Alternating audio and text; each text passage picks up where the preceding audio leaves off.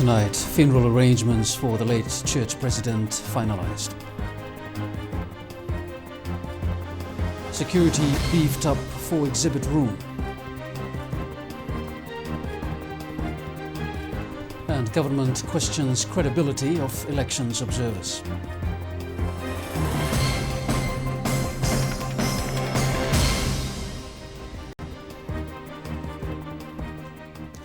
Very good evening. The Methodist Church in Fiji's Standing Committee will meet tomorrow to decide on an interim president following Reverend Tuikele Kilawangairatu's passing.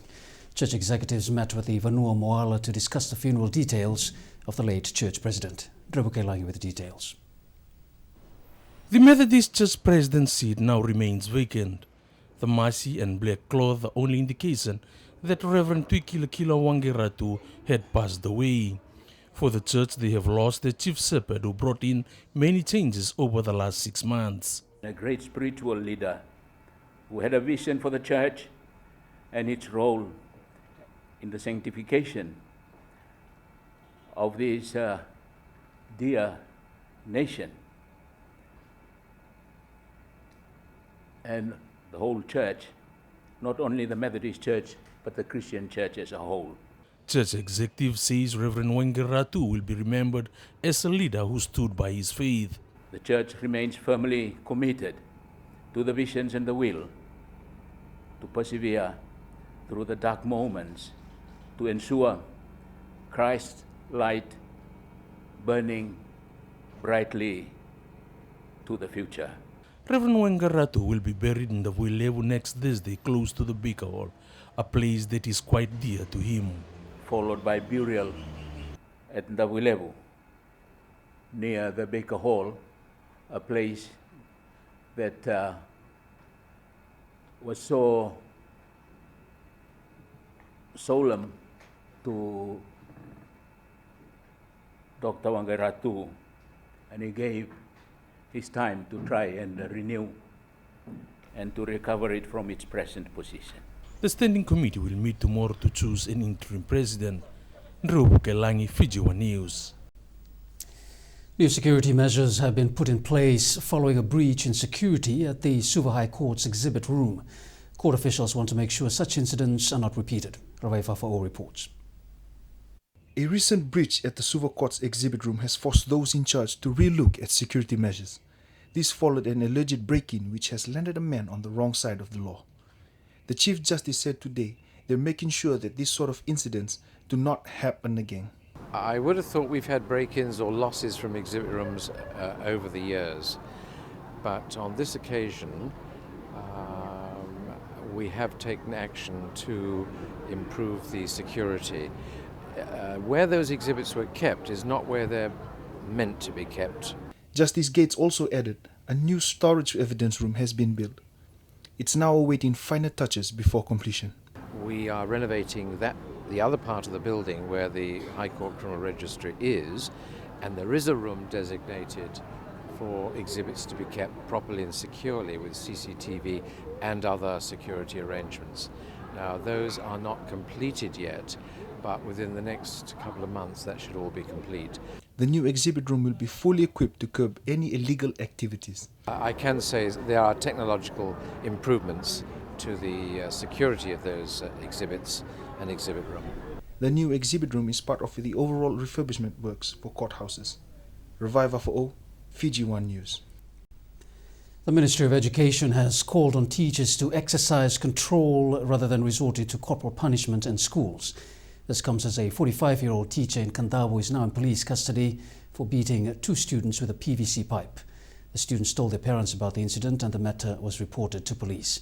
Speaking from Nandi today, Permanent Secretary Dr. Bridge Lal says the ministry is aware of this incident. He adds any teachers found to be using corporal punishment as a means of discipline in schools will be taken to task. Dr. Lal says these teachers can face court action and could even lose their jobs. The credibility of elections observers has been questioned by government. Attorney General Ayaz Said Qayyum said that different observer groups have different terms of references and may differ in their definition of what is free and fair. As Myron Williams reports, the Attorney General cited the 2006 European Union report on the 2006 elections as an example. Attorney General Ayaz Said Qayyum confirmed meeting with the visiting Commonwealth delegation on Monday. What he did not confirm was whether there would be election observers from the Commonwealth for the September national elections. Observers is the prerogative of the state, and the state makes a decision on that. What we are very much concerned about is the terms of reference of the observers, and indeed the definition of, for example, what is credible.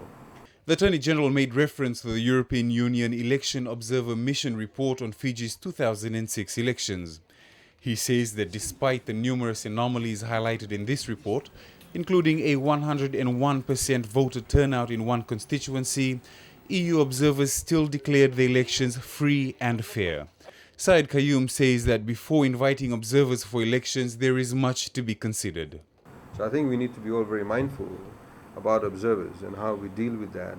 But more importantly, what are the terms of reference and the definitions? Electoral observation and monitoring have become an integral part of the democratic and electoral processes around the world. And yet different observer missions have come to different conclusions at the end of some elections, which the Attorney General says questions their credibility, or it could be the differing terms of reference. We need to be very clear about it, as seen recently in Africa, in some of the countries where you have the African Union saying, their observers saying the elections were credible, but the European observers were saying the elections weren't credible. So which one is correct? Another significant observation by the EU from the last elections was the alarmingly high number of total invalid votes, close to 75,000. Myron Williams, Fiji One News. Australian Foreign Minister Julie Bishop is expected in the country on Friday as part of a Pacific Islands Forum delegation. The ministerial contact group will be in Fiji for 2 days to gauge Fiji's progress towards democratic elections. Attorney General Ayaz Said Qayyum confirmed they will meet with Bishop. Amongst issues to be discussed are the travel sanctions imposed by the Australian and New Zealand governments. Said Qayyum had some strong words about the Australian foreign policy, especially the travel bans on certain Fijian officials and their families. He adds that many ordinary Fijians are unfairly refused entry to Australia because of these sanctions. Apolitical Fijians who are sitting on boards, want to assist, sitting on the scholarship board, sitting on various other boards, and then to say, well, we'll deal with it on a case-by-case basis, it really does not hold any water. The reality is that Fiji is on its way to holding elections, but to still hold out on those types of matters, I think, is an abomination. The Social Democratic Liberal Party believes that political parties will be working against time when preparing for the general elections in September. General Secretary Pio Tambaiwalu says the electoral rules will determine a lot of factors for most candidates vying for a SADELPA endorsement. The 2014 general election is still 7 months away, but a major political party believes this is not enough time. Government announced yesterday the electoral rules will be released at the end of the month. SADELPA General Secretary Pio Tambaiwalu says this gives them a very tight deadline to work with. If they put it out pretty quickly, if they do it quickly, then the parties can go ahead.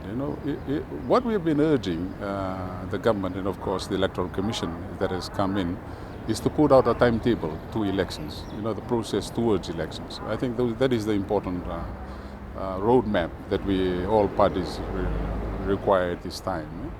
So the roadmap is in fact a signpost for all political parties towards the September elections.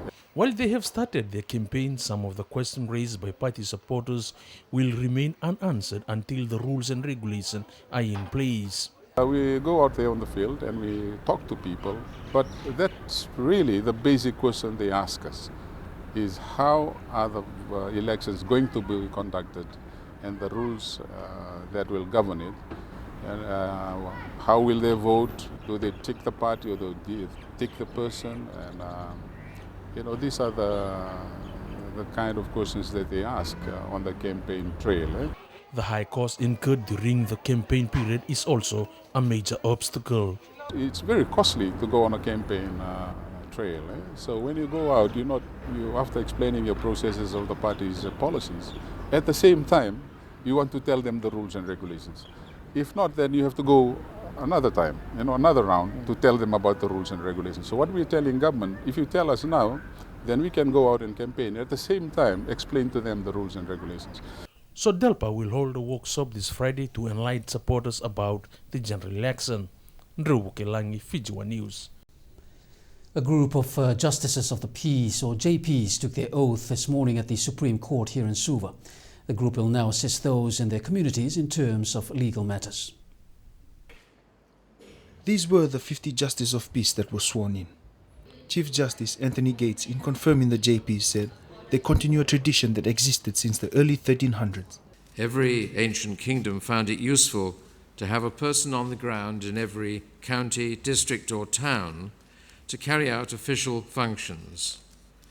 Those functions now centre around the verification of persons or documents, the approving of search warrants, and sometimes the inquiry into whether a suspect has any complaint of ill treatment whilst detained in police custody.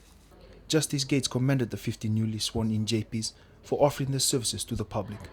He reminded them that their service should not come with a price. The JPs were urged to be modest and willing to help. It is no good being a bear in his lair, the wife always having to put off the public by saying, "He's not in a good mood, come back tomorrow."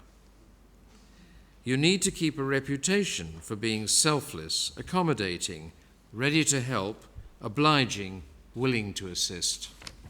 Prior to their swearing-in, the JPs went through a workshop and will continue to undergo training within their 3-year term. It is important to take your duties seriously. Do not state on a document that you know the person when you've never seen him before.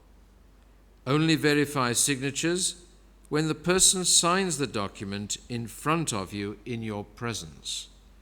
Do not sign blank forms or affidavits for the police or for any other department or organization. Each task must be carried out correctly and honestly. With impartiality and neutrality key components, the JPs are being urged to rise to the challenge.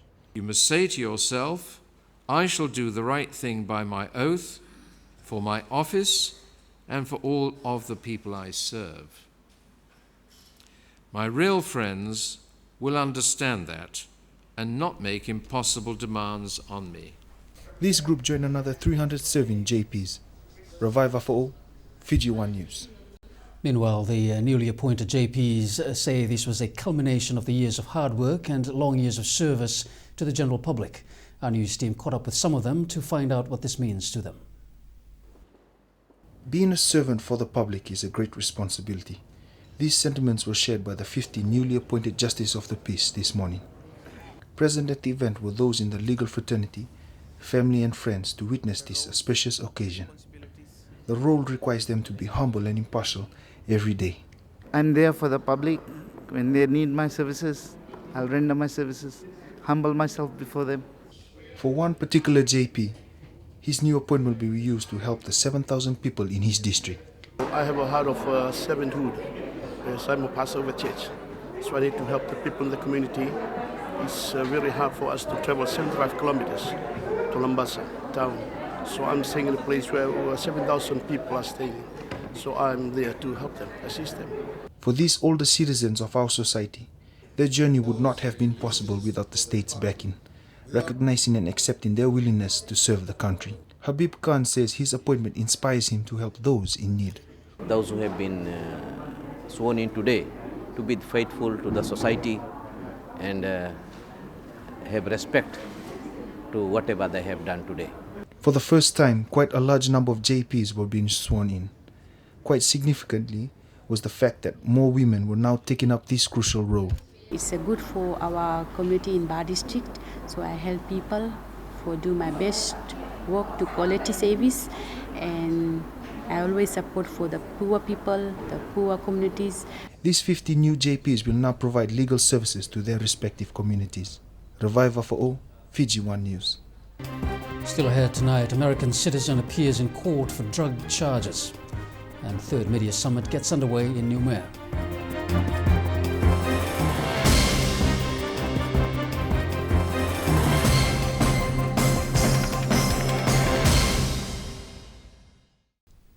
Hello again. Temporary biosecurity officers have been appointed in Gamea and Tawiuni to monitor the movement of the American iguana. This comes as the Biosecurity Authority of Fiji extends the declaration of biosecurity emergency areas of the American reptile. A stern warning has been issued prohibiting the transportation of the American iguana from Gamea, Tawiuni, Matangi and Lodala Islands to other parts of Fiji. BAF Executive Chairman Xavier Riaz Khan said the declaration has been put in place to control the pest from reaching other parts of the country. Individuals who disregard this warning face a $40,000 fine, while corporate bodies will have to pay $200,000. The Citizens Constitutional Forum hosted a workshop with various NGOs and the media this morning here in the capital to dissect its recent survey, Changing Lenses. The workshop also was used to mend crucial links that had been broken over the years. The Citizens Constitutional Forum workshop discussed key findings from its Changing Lenses, which was released last month.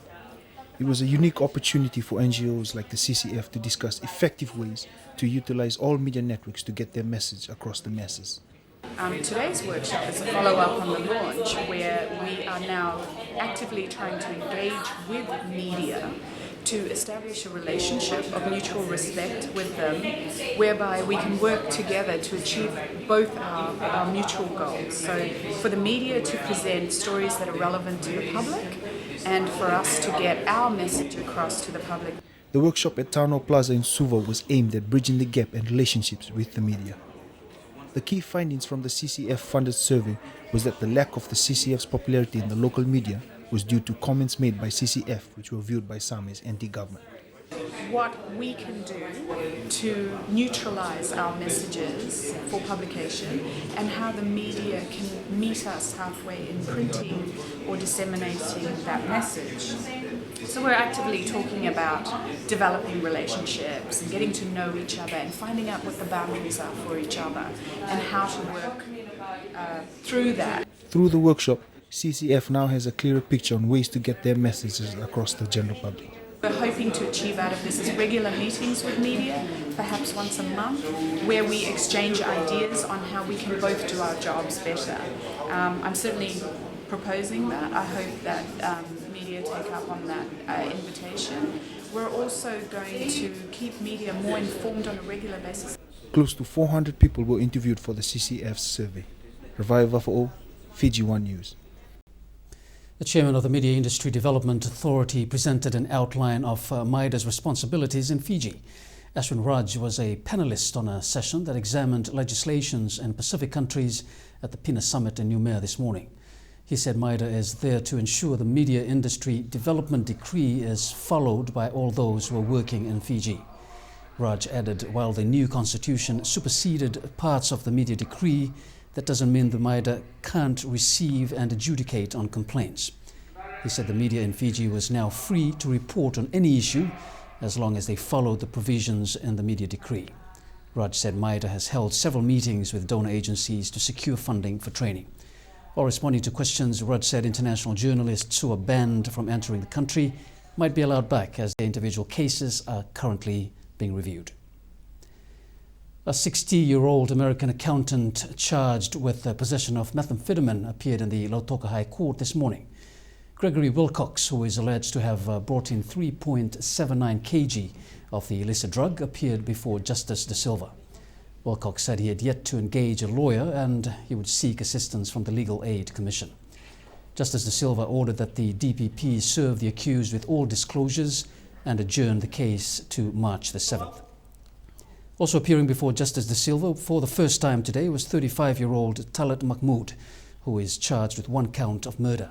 Mahmood is alleged to have murdered his aunt in Nakavu on the outskirts of Nadi town last month. De Silva told the accused to engage a lawyer. The case has also been adjourned to March 7th. The problematic sewer pipe at the Grantham housing estate in Rewai has been fixed. In response to our queries, the Water Authority of Fiji says a team has fixed the leaking pipe. A WAF spokesperson confirmed a team was sent to the site to carry out repair works yesterday. The team had to replace the damaged steel pipe with a 150mm length ductile pipeline. which the authority says was done to prevent future leakages as steel pipes eventually corrode. Repair works were completed today. The Fiji Independent Commission Against Corruption has successfully prosecuted 58 cases since they were established in 2007.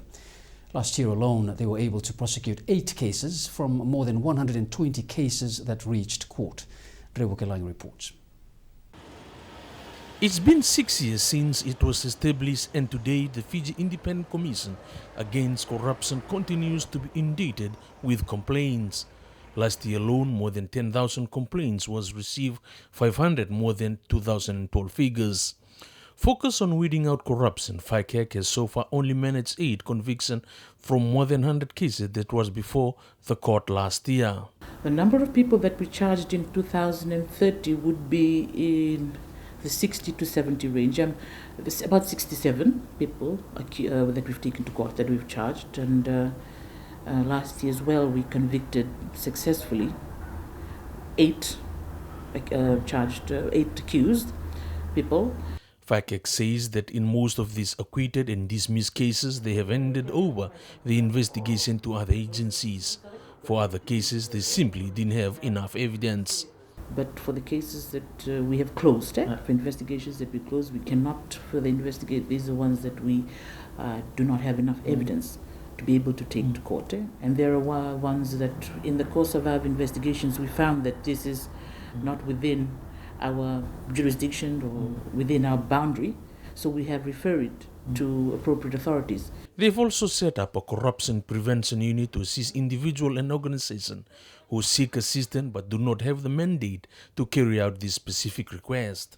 When I'm talking about systems and mechanisms, I'm talking about code of conduct. I'm talking about policies and procedures, and this is where this department comes in. The corruption prevention. We're also looking at the non-corruption offences, non-corruption again, because we're not mandated to investigate, to help us address the weaknesses. About 60 more FICAC cases from last year are currently before the court. Rebukelang, Fiji One News. Stay with us with more on the PINA Summit in New Caledonia up in Pacific News. Stay with us.